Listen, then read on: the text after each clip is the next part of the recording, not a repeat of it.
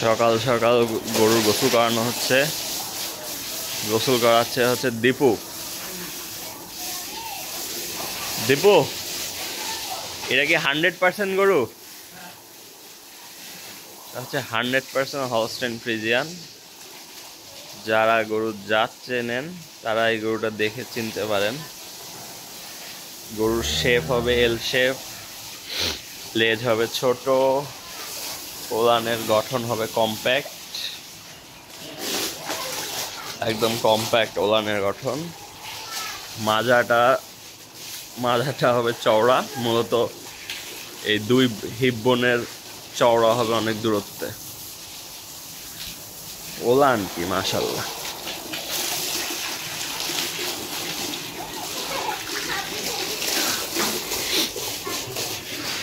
গরুর পিঠের দ্বারা একদম হবে সমান,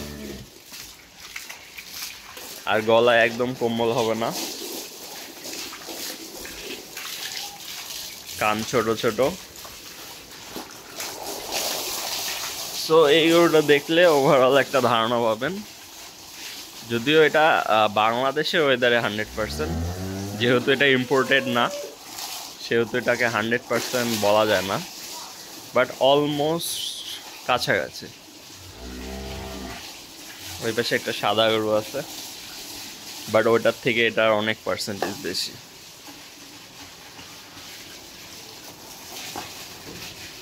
এখন সকালবেলা 14 কেজি দুধ হবে,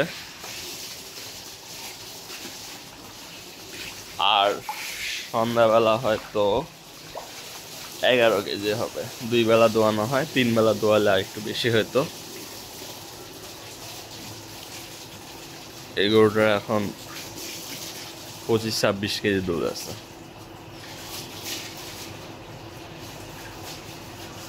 কি খবর তোমার?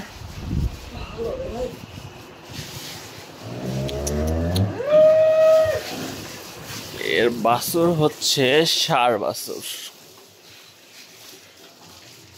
কই গেল বাছুর? ওইদিকে কি করতেছে একা একা? এদিকে আসো, এদিকে আসো। কি করো তুমি? গরুর খাবার দেওয়া হয়েছে, খাবার খাচ্ছে সবাই একসাথে। এতে একটাই সুবিধা, সেটা হচ্ছে বারবার খাবার দেওয়ার ঝামেলা নাই। কি খবর তোমার?